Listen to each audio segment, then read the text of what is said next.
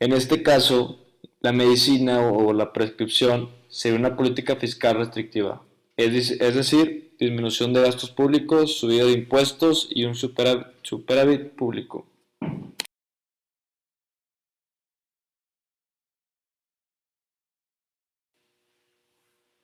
Y los consumidores ahorran demasiado.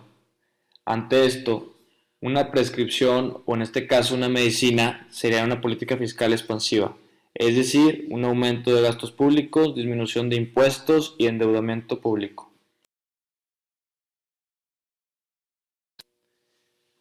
Por otro lado, en una política fiscal restrictiva, los síntomas serían la inflación, una subida de precios y salarios y un déficit exterior. Las causas, el exceso de demanda agregada, los empresarios invierten demasiado y los consumidores no ahorran suficiente.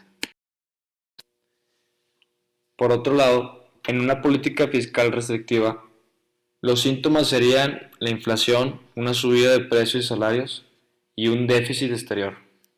Las causas, el exceso de demanda agregada, los empresarios invierten demasiado y los consumidores no ahorran suficiente.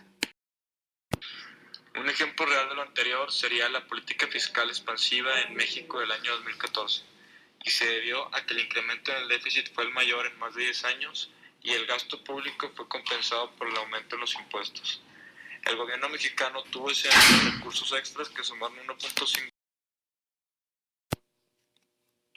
PIB.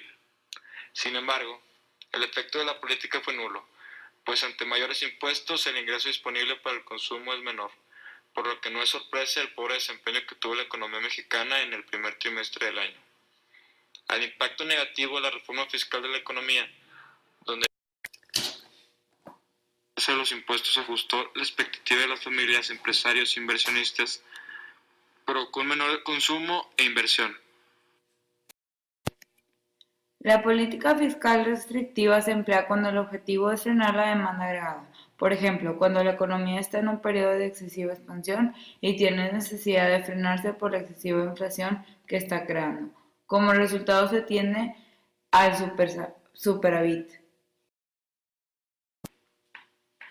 Los mecanismos son los contrarios que a la expansiva, y estos son reducir el gasto público para bajar la demanda agregada y por tanto la producción, subir los impuestos para que los ciudadanos tengan una renta menor y en consecuencia disminuyan un consumo, y así la demanda agregada se desplace.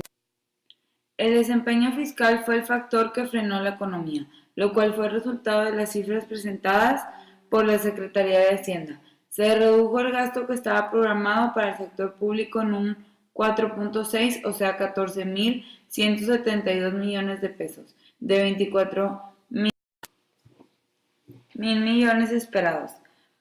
Medidas. Incrementó los ingresos tributarios de 15.3% con relación al periodo de 2012.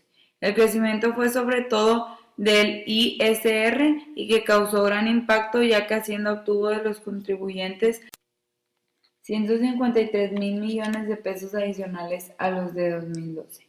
Se redujo del orden de 280.000 millones de pesos en la capacidad de gasto e inversión de las empresas y familias, que representan el 1.7% del PIB total.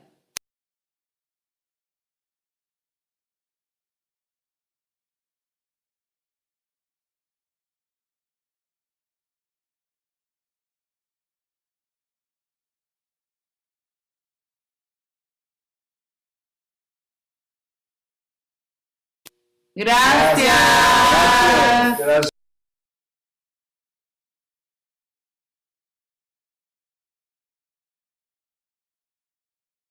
Created using Powtoon.